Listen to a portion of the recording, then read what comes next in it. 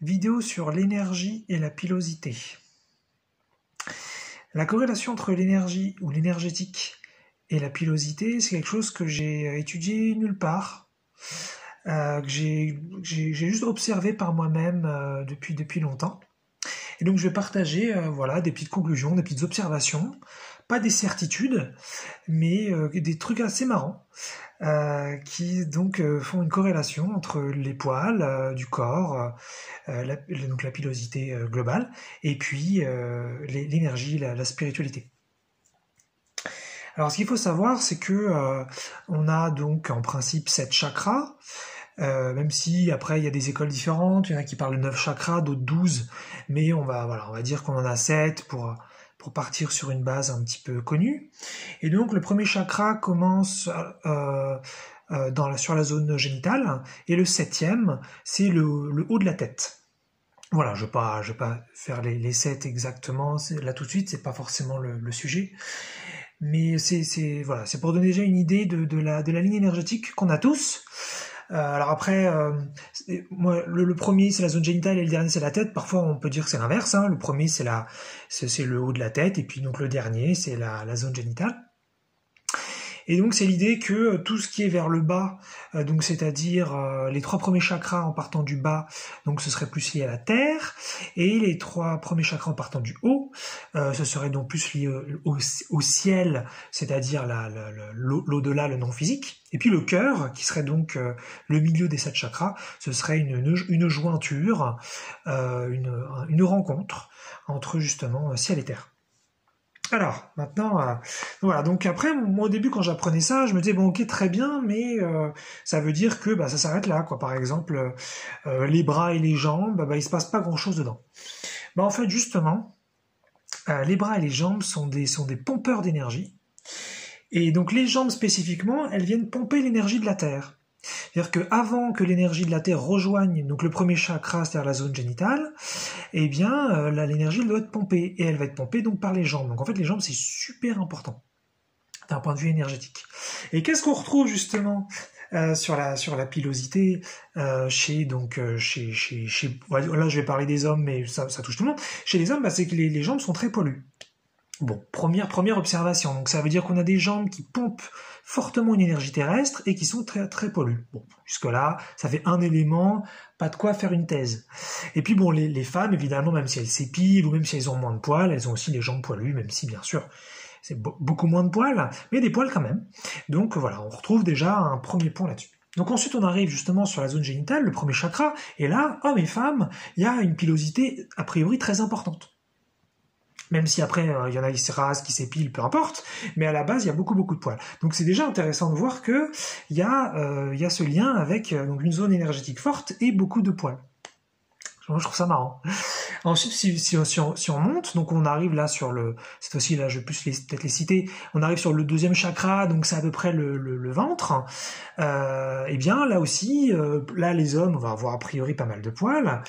Donc, c'est en continuité avec le pubis. Normalement, il y a pas de trou entre les deux parties de poils.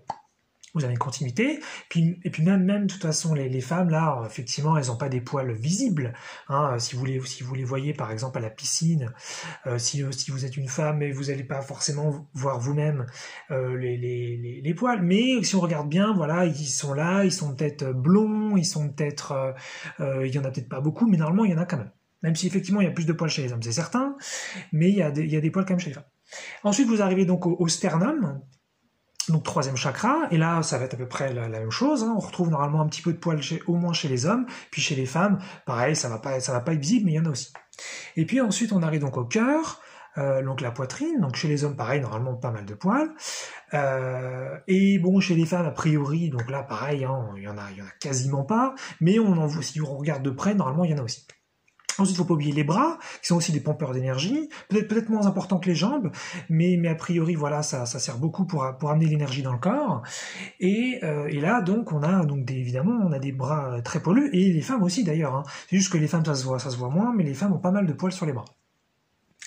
Ensuite, on arrive donc plus au visage. Donc, normalement, c'est le chakra de la gorge.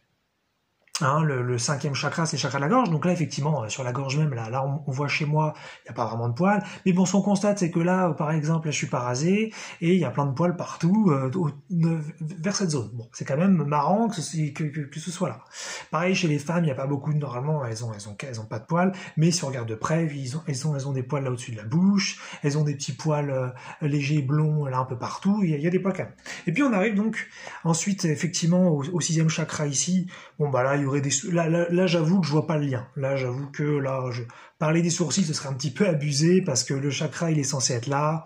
Qu'a priori, là, même si on regarde de très près, on va trouver quelques poils, mais là, j'avoue, c'est pas très prégnant comme hypothèse. Mais en revanche, on arrive au septième chakra, donc la tête. Et alors là, tout le monde a plein de cheveux, même si avec l'âge, les hommes en perdent beaucoup en moyenne, mais on a énormément de cheveux dans le dos. Donc on a, finalement, si on regarde le premier chakra qui est la zone génitale et le septième chakra qui est le haut de la tête, donc les deux chakras peut-être très importants pour capter l'énergie, hein, eh bien c'est ceux qui sont les plus pollués.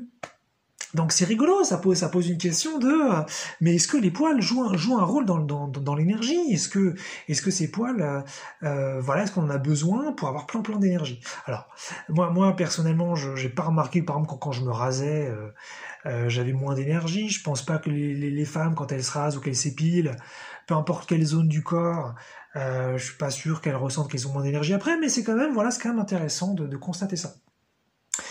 D'ailleurs, hein, quelque chose qu'on peut remarquer si par exemple on est à la piscine ou si on est à la mer ou si on voit quelqu'un sortir de la douche, ça se voit bien sûr, ça se voit chez les hommes, hein, là ce que je vais dire, mais c'est super intéressant, c'est que quand un poil est mouillé, il devient vertical. Comme il devient lourd et dense, bah tout simplement il va vers le bas.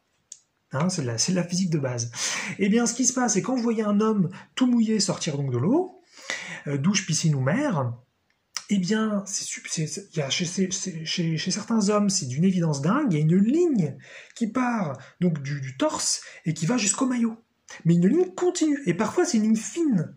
Et donc c'est parce qu'il y a des gens, il y a des hommes, ils ont des poils un peu partout, et donc ça peut être un petit peu dans tous les sens, mais il y en a justement, ils ont juste une ligne de poils, et ça représente vraiment la ligne énergétique des chakras. C'est super marrant de voir ça. Donc ça c'est quelque chose que j'ai découvert par moi-même parce que je m'intéressais au chakra, je m'intéressais à l'énergie et je voyais quand même qu'il y avait des zones du corps qui avaient plus de poils que d'autres et quand on voit vraiment des gens sortir de l'eau, on se voit la vache là c'est sûr qu'il y a un lien quoi. Et puis un dernier truc que je me suis demandé et là en revanche là, ça, j'ai pas de conclusion, c'est juste particulier. C'est que chez les hommes, il y a donc on perd des cheveux. Plus on prend de l'âge, il y a une statistique là-dessus. On perd pas mal de cheveux. Et donc il y a une zone ici que là on voit pas dans la vidéo, mais qui est juste là, c'est le derrière de la tête, le haut, qui s'appelle le vertex. Et ça, c'est une zone, voilà, qui est très connue pour la calvitie, où on voit chez beaucoup d'hommes qui ont 40, 50, 60 ans, et on va voir donc qu'ils ont plus du tout ou beaucoup moins de cheveux ici. Et c'est intéressant parce que j'ai fait le lien pas mal de fois avec l'idée de la tonsure que les moines, eux, ils se font. Ça veut dire que eux, même s'ils ont des poils, en général, ils s'enlèvent une partie du vertex pour avoir donc moins de cheveux sur cette zone. Et alors ça, j'ai pas étudié. Ça, j'avoue que je suis pas allé chercher. J'ai pas d'expertise là-dessus. Je sais juste qu'a priori, ils font ça pour le symbole de l'auréole ou le symbole d'avoir une certaine connexion avec le divin. Et moi, justement, je me demandais, est-ce que là, parce que là, ce serait dans l'autre sens, ce serait que les poils, justement, ils viendraient peut-être bloquer à ce moment-là peut-être l'énergie, et c'est pour ça qu'il ferait ça. Mais bon, ça ferait pas, voilà, là, c'est plus du tout cohérent ce que je dis avec tout ce que je dis avant sur tous les chakras et tous les poils du corps, puisque ça, moi, dans tout ce que j'ai dit avant, on voit bien la ligne énergétique quand on sort de l'eau. Et bien, c'est justement les poils ont un support, enfin ont un lien, ont une raison d'être pour l'énergie du corps. Donc là-dessus, j'avoue que je sais pas, puisque par rapport à ça, la tonsure, ça voudrait dire le contraire. Ça voudrait dire que les cheveux bloqueraient l'énergie et qu'il vaudrait mieux les enlever. Ça pourrait aussi d'ailleurs à ce moment-là, sur cette deuxième théorie possible, ça pourrait aussi expliquer le fait qu'on perd nous les cheveux, peut-être plus les hommes, même si les femmes en perdent aussi, mais de façon bien moindre, puisque peut-être que justement, c'est bien connu que vous êtes beaucoup plus connecté au divin en étant enfant qu'en étant adulte, à moins de faire beaucoup de travail sur soi. Et donc, peut-être qu'en prenant l'âge, justement, on perd aussi des cheveux de la tête, parce que ça nous permettrait de nous connecter davantage au divin. Mais bon, donc là, ça fait un peu deux théories contraires, mais je trouve ça intéressant, donc d'un côté, de voir voilà, toute l'énergie du corps qui a une corrélation, pas de 1, parce que ça se vérifie pas sur tout, mais ça se vérifie sur la majorité des cas qui est directement lié au poil. Et puis sur les cheveux, il y a l'histoire de la tonsure, et puis l'histoire du fait que on perd les cheveux en tant qu'homme en prenant de l'âge, voilà, pour beaucoup.